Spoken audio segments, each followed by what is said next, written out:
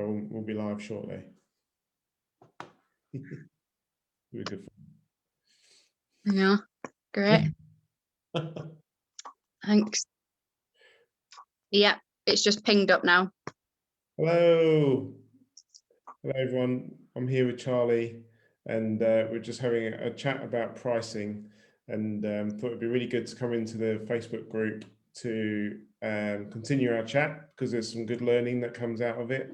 And if we sort of start where we left off, if that's all right, Charlie, tell us about your Chow, or tell us about a little bit about what you're doing and how you're setting up and everything. So yeah, at the moment, I currently work in a salon, and I'm kind of wanting to just go and do it myself. I've been grooming at home for about a year, and it's just building the clients up really. And I seem to be getting fully booked, and people are wanting to come and see me. So it's good, isn't it? Yeah, go for myself. Give it a try, see what happens. So you're just about to sort of venture out on your own. Yeah. You've got your room sorted at home. Yeah. That you're going to be grooming from. Mm-hmm. And your original question was that you put into the group was all about pricing. Tell us about your Chow experience, because I think that's really important that people hear this, and it's great that you're willing to share it, because I'm sure other people have made the mistake, or maybe you can stop other people from sort of doing. Yeah. I'm already thinking about the comments that are going to be written about this. Don't worry about it. We're all everything once, aren't we? So yeah, the only Chow that I had experience with was at the salon, and it was probably the size of a Lhasa Apso. Nothing came off it. It was just a bath and brush. So I had an inquiry about booking a Chow in with myself. I then quoted her £20, as I thought it was just a bath and brush, not even an hour. I thought I could just slip it in there. She then told me that she had two. Not a problem. That's even better, I thought, for me. Like, woohoo, got two for the price of one. Whack them both in an hour, in and out. And when they turned up at the door, they were both the size of Malamutes. One was absolutely fine. It weighed the size. It weighed as much as a house, but I mean, like coat condition wise, it was lovely. Mm-hmm. It literally was a bath and brush.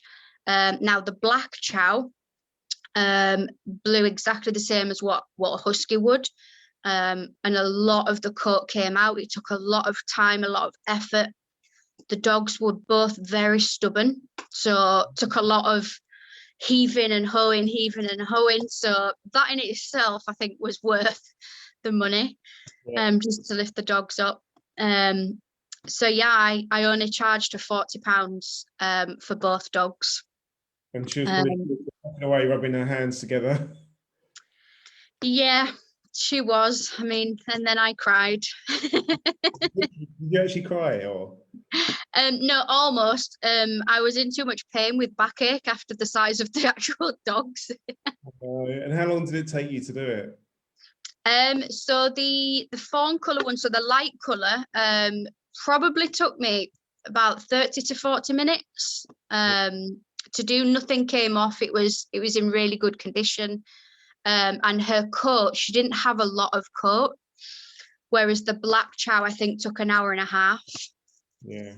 And he had a lot of, it was really, really compact hair. So yeah. So you're going to have a conversation with her at some point, aren't you, about yeah. what do you think you will charge in future for them? I would have probably said 40 each minimum. Mm-hmm. I mean, I probably wouldn't have charged any more for the light color one, just because the work and the time that went into it wasn't a lot, I wouldn't say. Yes, the dog was bigger. Yeah, I know it took a lot more shampoo. Yeah. A lot more like electric and things like that to get it dried. But I probably wouldn't go any higher than maybe 40. Without obviously looking at what anybody else is charging around the area as well. I don't want people to be coming to me because I'm the cheapest, and I also don't want people to not come to me because I'm too expensive. So I kind of need to meet kind of in the middle. Well, I mean, Frankie's just put a evening. Frankie just put a message on here saying, I had a 7-month-old Shih Tzu today. When she messaged me, I thought it can't be that hard. When he arrived, he was completely matted. I only charged £30. It took me 3 hours. Wow, tell me how. I also cried. My third ever groom on my own. Oh dear, Frank. So Oh no. there's things you can put in place like a DMAT charge, and Yeah. obviously have a chat with the person when they drop them off. And obviously it's quite difficult with COVID, isn't it? But go through that thoroughly and have a chat and say, well, actually, I think it's going to be a bit more, or there's going to be a DMAT charge. But Yeah. you're saying about being the cheapest, I think one thing is you can't compare yourself to other groomers in your area, because everyone's going to have separate targets. Everyone's going to have different expenses and different goals. And you know, if you took your prices from a groomer down the road, there's nothing to say that that groomer hasn't taken their prices from another groomer down the road and minus £5. So, Yeah. and then that groomer took their prices from someone else and minus £5. A race to the bottom, doesn't it? Yeah. I don't think you should be too worried about being too expensive as well, because if you can explain to everyone how you approach pricing with your customers and how you talk to them about it, because I think that's a really good idea. Yeah. I mean, yeah, with pricing and things, I usually have a set price, like on dogs and size and things like that. But I also do, when I speak to people or I'm messaging people, I also do let them know that it's coat dependent. And obviously how the dog's going to react. So if it's the same with the, like, you know, somebody just commented about the little dog taking 3 hours, I think, you know, part way into the groom, I would message them and say, actually, do you know what, it's going to take me longer, or I'm going to have to do this, I'm going to have to charge you extra. Which, I mean, I have done a few times. Or it's a case of, your dog's severely matted, it's going to be a 7F all over. And they've you know, I've given them the option, you can either come and pick up now, and somebody else is going to tell you exactly the same thing, or we can go ahead and just take it off. But I mean, at the moment, you can't really, you know, be standing and having a chat with anybody as such. And like you say, you know, going through the condition of the coat, it's literally a case of when you've got it in, then it's going through it. Yeah, and obviously it's welfare at the moment as well, so you want to Yeah. sort of welfare of that dog. But when you don't have your prices on Facebook, I take it you don't have prices on any leaflets or anything like that. No. So people need to phone you, don't they, to get Yeah. and that gives you the opportunity, doesn't it, to explain what's involved in grooming dogs, doesn't it? Yeah, I mean, rather than seeing, I mean, I've looked on a lot of, you know, like people do with secret shopping and things, have a look at everybody else's, see what they offer. Oh, they do a blueberry facial, so will I, kind of thing. You know, seeing what people offer. Is there a niche in the market? I mean, you know, when I look at prices and things like that, I just think, you know, if I was to see, as a non-groomer, if I was to see, I don't know, a full groom is £40. It's like, well, what is a full groom? Okay. What do you get in that full groom? Do you get the nails clipped, or is it extra? Because I know some people charge extra for nails. You know, does it come with this? Does it come with that? You know, how many dogs are in the salon? Is it 1-to-1 kind of thing? And it gives a chance as well to say, like, how long you'll roughly be with the dog. Like, you know, when I say I'll have your dog for around 2 hours, if I'm going to be any longer or any shorter, I'll let you know. You know, quite a few people have been like, oh, 2 hours, that's a long time. You know, well, where were you going to go? Nip to the shop and come back? It's not, you know, it's not a short thing. But again, in that time on the phone or having a conversation, you can kind of explain to people what happens in that 2 hours, you know, what actually goes on. That's right. And it's about managing their expectations, but it's also by explaining to them all about what you're going to be doing. You know, you're going to be washing the dog, you're going to be the dog's going to have like a couple of washes with shampoos, and you're going to wash its face separately and then brush it out, and you buy it. It's about adding value to that customer, isn't it? It's about adding Yeah. value to your service. And then by the time you've actually explained everything that is going to happen to Fluffy, they're going to be like, oh, this is brilliant. And then you can then discuss the price with them afterwards. But by the time you get to the price bit, they're already sold, aren't they, on Yeah. your services? Yeah. So by removing your prices from websites and Facebook and stuff like that, and giving you the opportunity to explain it, you Yeah. can charge more, because the opportunity to talk to them, and you can adjust what you're saying because you get the feel for them and you understand what they want and find out their wants and needs and stuff. And it builds up that know, like, and trust with you as well, doesn't it? Yeah. Yeah, definitely. I mean, and I think the owners as well can get a feel for you. You know, and a lot of people, you know, they're like babies, aren't they? So, you know, a lot of the time it's like, you know, they'll be okay. This is what we do. I'll let you know if there's any problems. I think it's just the reassuring them that, you know, they are in good care. You know, and I think if they like you and they like what they hear, like you say, it's sold before you hear the price. Yeah, before you even talk about price, you can sell Yeah. it, make them want to use your services because they know that you'll be caring for their animal the way that you want to. But it Yeah. also enables you to qualify them, because I'm sure you probably come across people that you just think, you know what, you're so fussy about this particular part of the dog, or you're so about this particular aspect of the groom. I'm not sure I want to groom your dog, or if I am going to groom your dog, maybe I'm going to add a bit more money to it because it's going to be. Yeah. Yeah. 100%. You come across these sort of people? Yeah. Yeah, a lot of time it's I don't want this or I don't want that, and it's like, just leave your dog, they'll be fine. Done this a few times before. That's it. You manage their expectations. Yeah. So, you're looking about starting up on your own, and you're looking at going out on a venture on your own. And I'll just give you a bit of structure around pricing. So, with my sort of ideas around pricing, I always say about working backwards.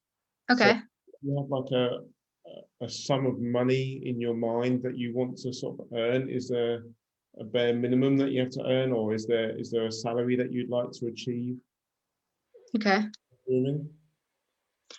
Are you asking me that? Sorry, if Yeah. there is. Oh, yeah. Let's say 100,000. I was talking millions, man. The wrong job.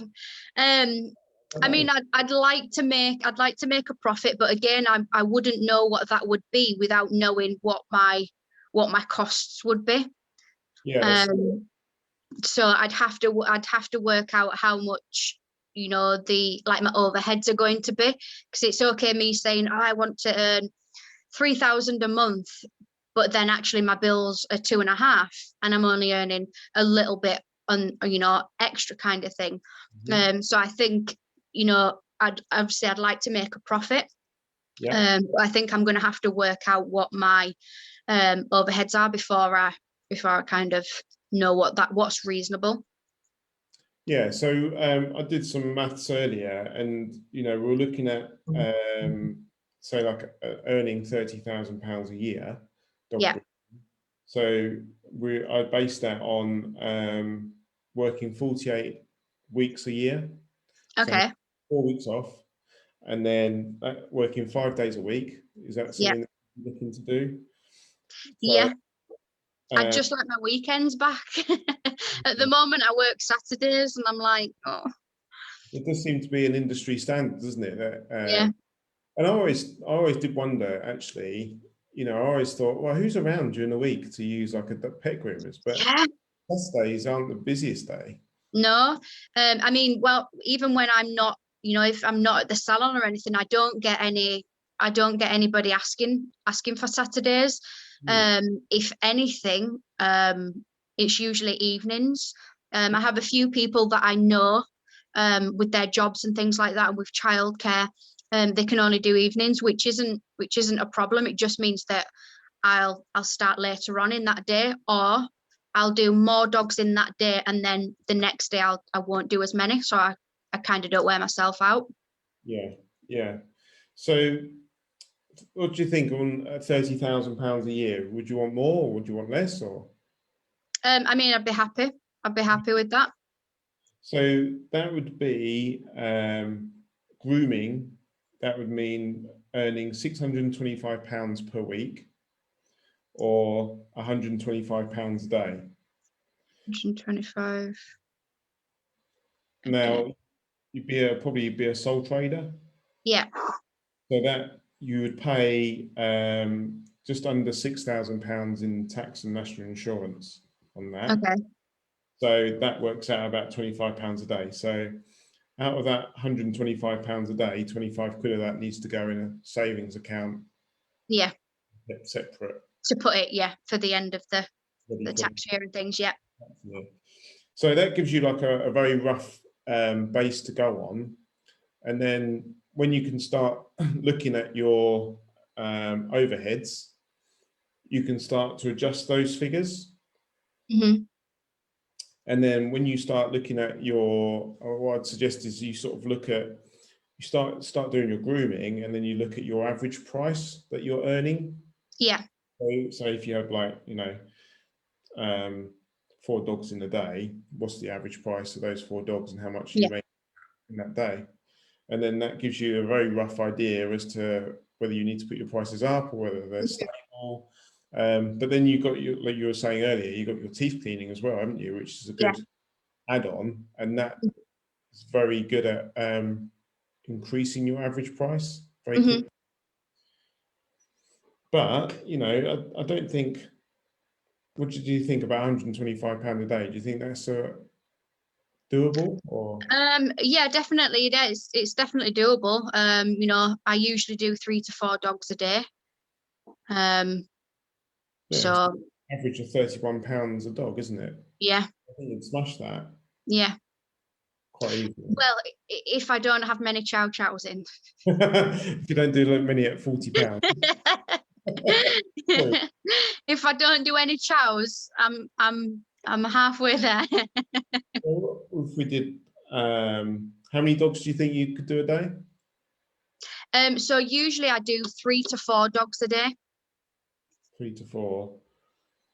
If your average price was £50, you're looking at a daily average of like 200. So you can see how it moves quite quickly. Yeah. And then £200 a day times 5 days. So that's £1,000 a week times 48. That's £48,000 a year. Sold. Quickly. So you see how looking at your average and then how just small increases in price can make quite a big difference. Yeah. You happy with that? Yeah, definitely. I mean, I actually had a conversation with one of my pooch parents, who's come to me from, that's the owner, sorry, the pooch parents. I did her dog a while back, and I kind of always take a photo of the dog at the end. So I don't know if you've had a look at my page, but I try and make the pictures as cute as possible, as nice as possible. So I kind of, I don't charge for any photos or anything like that. I'd usually just send them. And the dogs always come running up and they're really excited and happy. Now, this particular pooch parent had then messaged me. The dog was really matted. I managed to put detangling spray on. I took out the mats that needed to be taken out. Luckily, it was all underneath. So all of that came out, but she'd actually messaged me when she got home to say, how long have you had these prices? Have you thought about changing them? And I was like, I mean, I can charge you extra if you want next time. And that was coming from the owner. And she kind of said, if you put your prices up just £3 a dog, that's nothing. You know, and it was her that made me think, you know, if she's saying my prices, and this wasn't the Chow owners either, Yeah, this was somebody else. You know, and she was saying what you provide for the dog, like all the dogs love coming to see you, kind of thing, the pictures that you get at the end of it. And she just said, you know, you need to charge for the whole experience. that's right. And that's what then made me think, oh well, am I charging too low, or, you know, do I put it up going on this or going on that, kind of thing.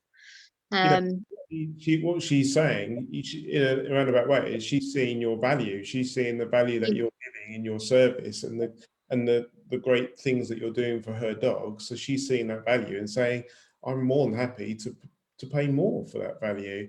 And yeah, you um, if you don't charge enough for your services, your diary will become extremely booked up, because you're obviously good at what you're doing. yeah, And looking at your Facebook page, you know, you got some really good recommendations, and like you said, you've got really good photos on there. So everyone will be like, I want to use you. But then if you're too cheap or not charging that much money, and you become hmm, booked up, you won't yeah, have you won't have any room for maneuver. If you yeah, so, you'll just end up becoming really tired, and then eventually resentful, and you're like, oh, I'm just knackered. yeah, And then you can't take on any new clients. So um, you've got to really get this right from the very start. So hmm, because yeah, you can move your prices up yearly or 6 monthly, but if yeah. you start right at the bottom, it's going to take you a long time to get to where you want. Yeah, I think somebody put something as well last week, something about price. I think somebody had asked for a price check for something, and you know, and somebody had said, you know, prices you mean to go on, kind of thing. So, you know, Mm, work everything out, and you know, if you go midway, kind of thing, like you say, there's wiggle room, but if you're starting on the lowest of the low, it's going to take some time. And obviously, I know if you're constantly saying as well to people, oh, it's going up by this much, and then 6 months later, oh, it's going up again, oh, it's going up again, you know. yeah. And you imagine how you're gonna your Chow owner, how are you gonna put 50% onto that price and keep them happy? They might So understand. I already spoke to the lady when she did pick up. Mm, I let her know the amount of work that went into it. mhm, She was more than happy with what I'd done to both of them.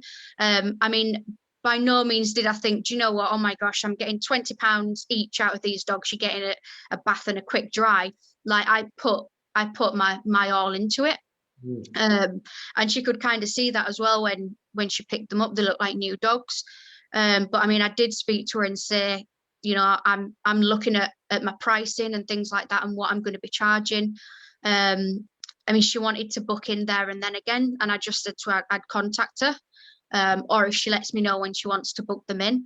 I just said that I had a few things to sort out in regards to fees, etc. It will be going up, and she said that that was fine. So I mean, if she was happy with my work, then you know, she's going to come back, isn't she? Yeah. If not, then she's gonna have to go somewhere else.